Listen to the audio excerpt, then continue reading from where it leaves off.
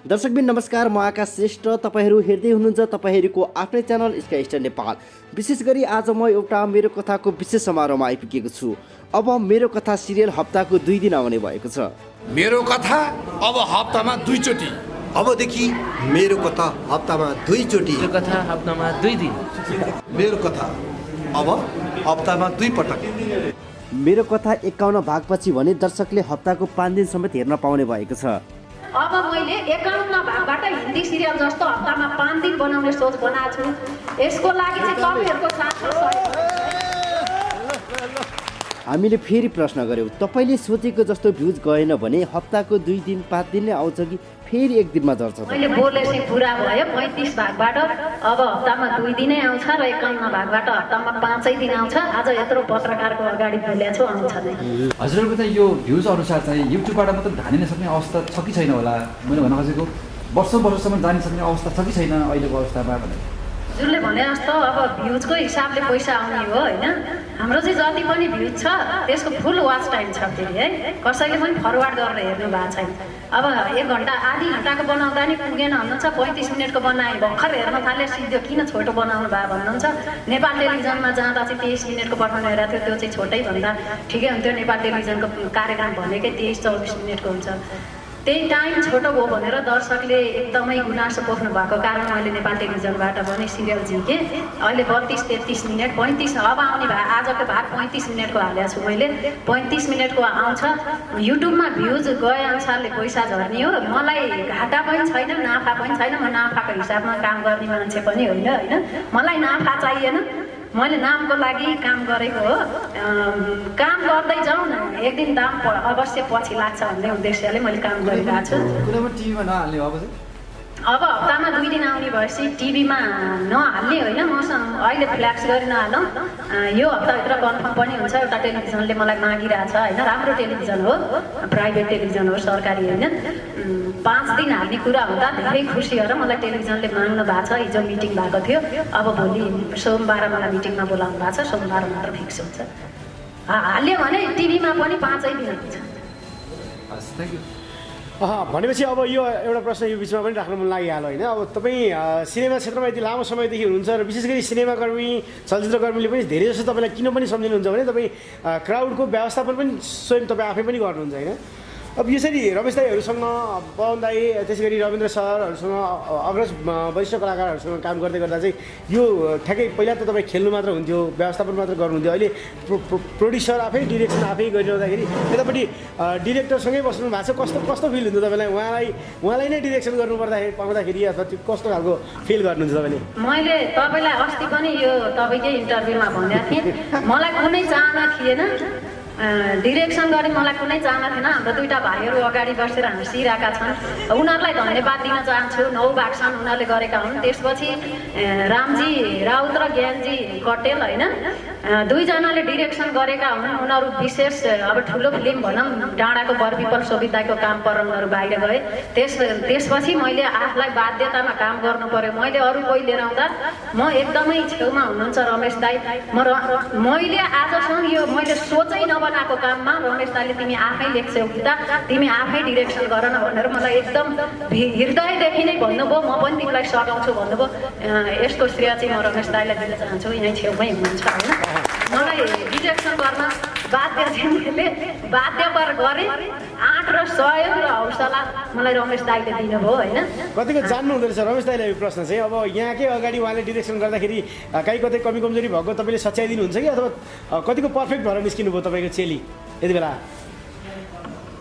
अब total film भनेको अथवा टिभी सिरियल भनेको डाइरेक्टरको आफ्नो दृष्टिकोण हुन्छ, आफ्नो सोच हुन्छ होइन। अब त्यसमा अब डाइरेक्टरले गरिरहेको ठाउँमा अनि आफूलाई लागेको कुरो भन्न थालियो भने चाहिँ त्यहाँ चाहिँ अलिक कन्फ्लिक्ट हुन्छ। विचारहरू बाजेपछि त्यो राम्रो रिजल्ट ननिस्किन सक्छ। त्यसकारण मैले उनलाई केही भन्ने त कुरै आएन, किनभने टोटल लेखनदेखि लिएर उनकै कथा उनकै सोचाइअनुसार चाहिँ निर्माण भएको मेरो कथा।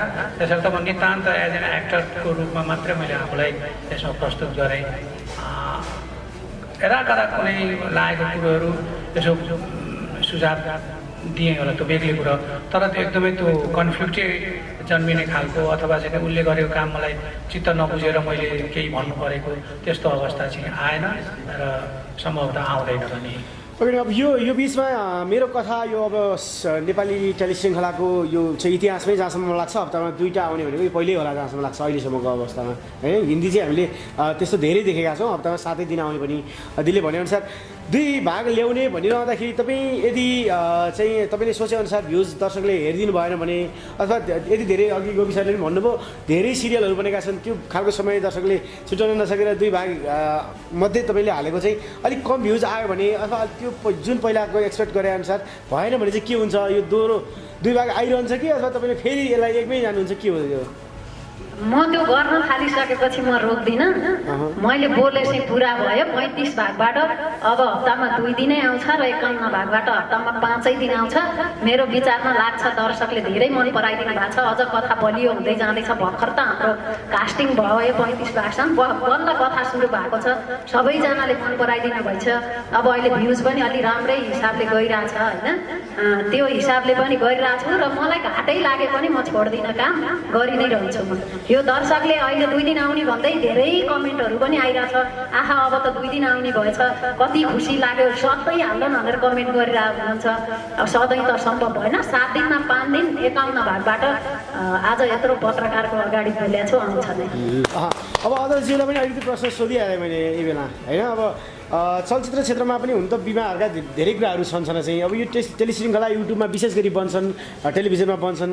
यी चिजमा चाहिँ नचलेर यसरी अब गीता दिदीले भने जस्तै सबै चलेर कमाएकै छन् भन्ने छैन, कतिले चाहिँ गुमाएका पनि छन् होइन। यो अवस्थामा चाहिँ चलचित्रलाई चलायमान बनाउनको लागि कलाकार सङ्घले चाहिँ कस्तो भूमिका राख्छ? अलिकति सपोर्टिभ हुने खालको त्यो श्रृङ्खलाको चाहिँ निर्माण टिमलाई खास कस्तो खालको चाहिँ भूमिका रहन्छ यहाँको? धन्यवाद धेरै। हामी चलचित्र क्षेत्र चलायमान बनाउनको लागि अहिले हामी जुन कोभिडको कारणले अत्यन्त ठप्प अवस्थामा छौँ। कुनै पनि पेसागत संस्थाहरूले चाहिँ अहिले अत्यन्त बढी मारमा परेको अवस्थामा हामी सबै अघि विकास बोर्डको अध्यक्षले पनि भन्नुभयो, चलचित्र क्षेत्र चलायमान चाहे त्यो युट्युबको होस्, चाहे टेलिभिजनको फिल्म होस्, चाहे पर्दाको फिल्महरू होस्, हामीले अवरात्र खटिरहेका छौँ र हामीलाई जुन परेको मर्का, हामीले जुन 2 वर्षसम्मको एउटा दुःख पीडा हामीले जुन भोग्नु परेको कुराहरूमा चाहिँ हामीले चलचित्रका निर्माता अब चलचित्र सङ्घका साथीहरू होइन, जुन चलचित्र बनेर बसेका प्रदर्शन गर्न पाएकाहरूलाई नेपाल सरकारबाट केही राहत प्याकेजहरूको लागि अहिले पनि हामी लागिरहेका छौँ। र यो जस्तै अब तपाईँले अहिले भने जस्तै इन्सुरेन्सको कुरा चाहिँ हामीले जुन सेलुलाइट ठुलो पर्दाको चलचित्रकामा पनि हामीले बिस्तारै सुरुवात गर्दैछौँ। यो इन्सुरेन्सको लागि भएको छैन भने यो युट्युबको टेलिभिजनको त अहिले हामीले त्यो सोच छैन। हामी अहिले ठप्प रहेको चलचित्र क्षेत्र नै ठप्प रहेको अवस्थामा कसरी हुन्छ? चलचित्र भन्ने शब्दलाई चलायमान बनाउनुको लागि अवरात्र खटेका मात्रै छौँ अहिले। पक्कै पनि दिदीलाई पनि धेरै धेरै धन्यवाद। यहाँहरू सबैजनालाई धेरै धेरै धन्यवाद। र गीता दिदीलाई एउटा प्रश्न पनि सोध्न चाहेँ मैले। पवन दाईको स्वास्थ्य अवस्था यस्तो हुँदाहुँदै पनि तपाईँले यति बल गरिदिनु भएको छ कि पवन दाई, पवन मैनाली त्यस्तो विशेष मान्छेलाई चाहिँ मेरो कथामा इन्ट्री गराउनु भएको छ। विशेष त कसैले नदेखेको पात्र होइन उहाँ यति लामो समयदेखि।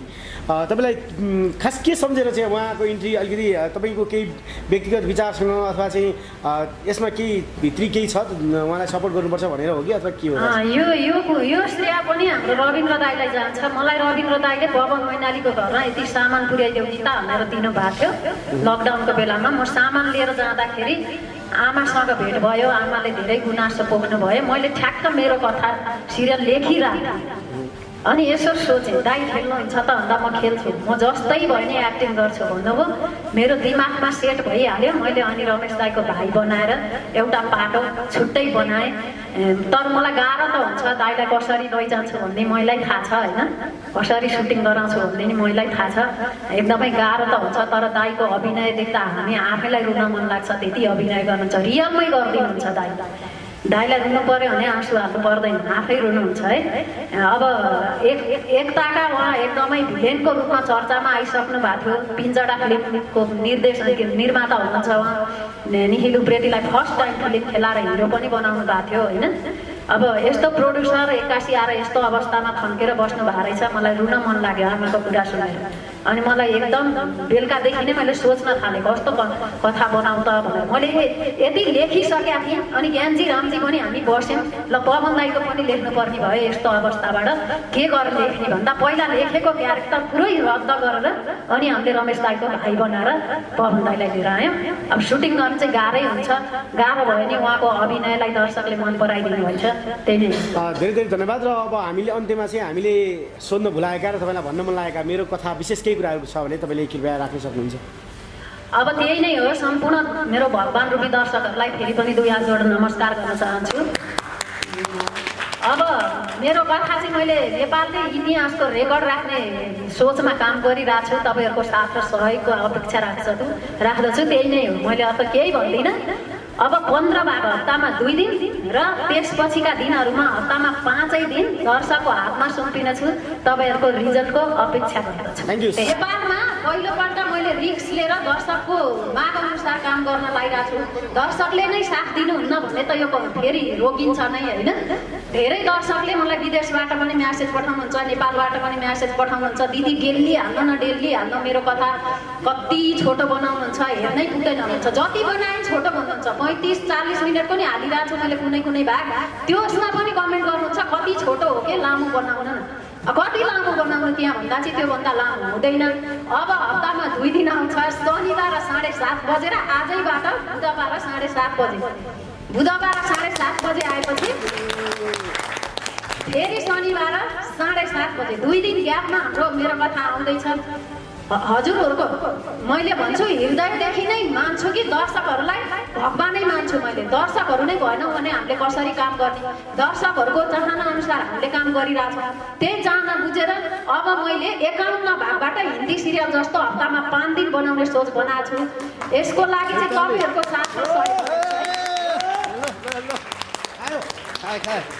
अब यो कुरा चाहिँ मैले आज 35 भागबाट 2 भाग हप्तामा 2 भाग र 51 भागबाट हप्तामा 5 भाग लाने हिसाबले काम गर्न लागेको छु यसको जिम्मा चाहिँ पुरै दर्शकहरूलाई दिन चाहन्छु म किनभने तपाईँहरूले नै साथ दिनु भएन भने मैले कसरी सिरियल बनाउने र कसरी तपाईँहरू सामु पस्किने भन्ने कुरा हुन्छ होइन कथामा अझै बाँधिँदै जाँदैछ भर्खरै हाम्रो कथा स्टार्टिङ भएको छ तपाईँहरूले 1 भागदेखि एकदमै मन पराइदिनु भएको छ अहिले नयाँमै पनि हाम्रो 8-9 लाख दर्शक रेगुलर पुगिसक्नु भएको छ होइन अब हामीले चाहिँ हप्तामा 2 दिन राख्दाखेरि मिलियन 2 मिलियन 3 मिलियनसम्म जाओस् हजुरहरूले साथ सहयोग गरिदिनु होला कतिजनालाई थाहा छैन मेरो कथा भन्ने सबैलाई आफूलाई मनपर्छ भन्नुहुन्छ सबैले सेयर गरिदिनु होला होइन आफ्नो साथीहरू माझ पुर्याइदिनु होला र आज सम्पूर्ण यहाँ उपस्थिति सबैजनालाई धन्यवाद दिँदै म यहाँबाट बिदा हुन चाहन्छु